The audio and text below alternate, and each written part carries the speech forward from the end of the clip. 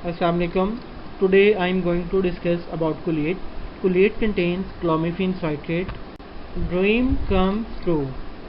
पाकिस्तान में mostly 22% couples जो हैं वो इनफर्टिलिटी का शिकार हैं. कोई भी न्यूली मैरिड कपल जो है उनकी फर्स्ट विश होती है कि वो पेरेंट्स बने.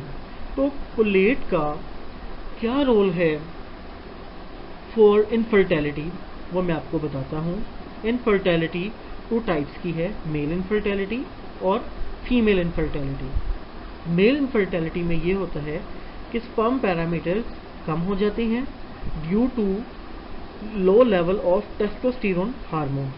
और फीमेल्स में जो इनफर्टिलिटी की मेन वजह है वो ये है कि इनमें ओव्यूलेशन इंडक्शन नहीं होती.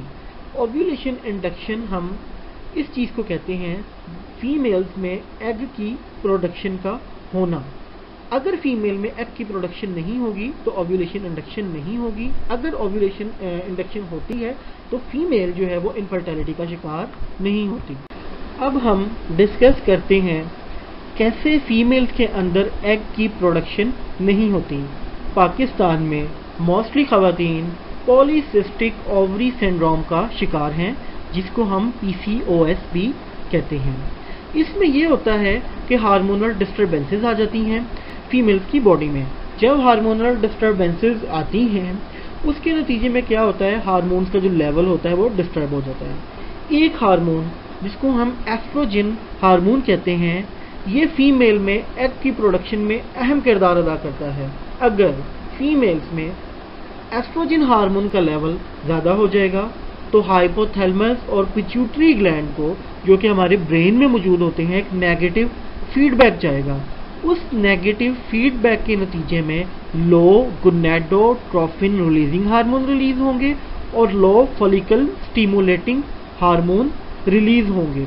और जिसकी वजह से क्या होगा, फॉलिकल्स डेवलप नहीं होंगे, एग की प्रोडक्शन नहीं होगी और फीमेल जो है वो इनफर्टिलिटी का शिकार हो जाएगी. अब हम डिस्कस करते हैं कैसे क्लोमिफेन साइट्रेट ओव्यूलेशन इंडक्शन में हेल्प आउट करती है.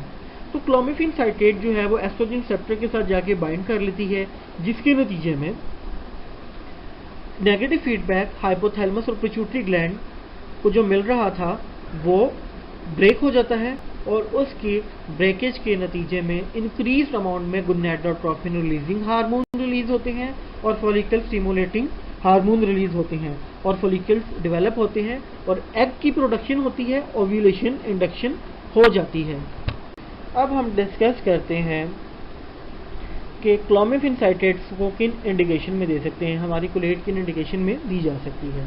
फर्स्ट ऑफ ऑल एनोव्यूलेशन में, ओलिगोव्यूलेशन में, पॉलीसिस्टिक ओवरी सिंड्रोम में, ल्यूटल फेज डिफेक्ट में और अनएक्सप्लेन्ड इनफर्टिलिटी में हम कुलेट को दे सकते हैं. अब मैं डिस्कस करूंगा डोजेस स्केड्यूल ऑफ कुलेट. इससे पहले मैं आपको एक इन्फॉर्मेशन देना चाहता हूं, वो ये है कि कुलेट ड्यूरिंग मेंस्ट्रुअल साइकिल फीमेल ने यूज़ करनी है और 1 ओवरी 1 मंथ में 1 एग रिलीज करती है. अब हम इसकी डोजेज के ऊपर आते हैं. ड्यूरिंग मेंस्ट्रुअल साइकिल कुलेट को लेना है. 5th day of menstrual cycle एक फीमेल 1 टैबलेट इसको लेना स्टार्ट करेगी और 5 डेज तक कंटिन्यू रखेगी. लेट्स सपोज फर्ज करते हैं एक फीमेल को मंथ की फर्स्ट डेट से मेंस्ट्रुअल साइकिल स्टार्ट होता है तो उसके 5th डे पे आके फीमेल कुलेट की 1 टैबलेट लेना स्टार्ट करेगी और 5 डेज तक कंटिन्यू रखेगी. और मेल्स में जो इसकी डोजेज है वो हाफ टैबलेट है फॉर 25 डेज एवरी मंथ और 5 डेज या रिलैक्सेशन रखनी है टैबलेट में लेने में. इसके बाद लेट्स सपोज हम फीमेल की बात करते हैं. फीमेल्स में एग की प्रोडक्शन जो है नहीं होती फर्स्ट मंथ में, देन सेकंड मंथ में डोज को डबल कर देंगे, थर्ड मंथ में डोज को ट्रिपल भी कर देंगे.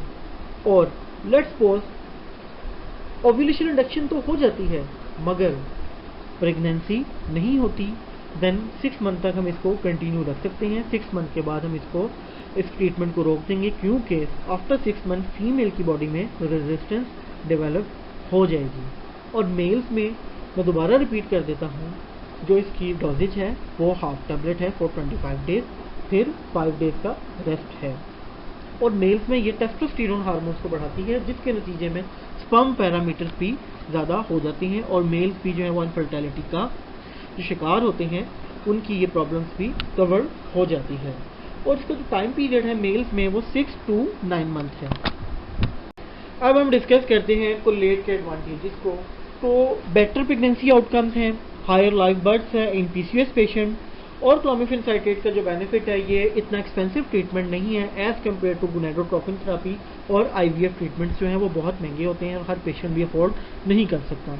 और क्लोमिफेन साइट्रेट का जो बेनिफिट है वो ये है कि ये फीमेल्स जिनमें ओव्यूलेशन इंडक्शन नहीं हो रही, उनमें ओव्यूलेशन इंडक्शन करवाने में अहम किरदार अदा करता है, हेल्प आउट करता है।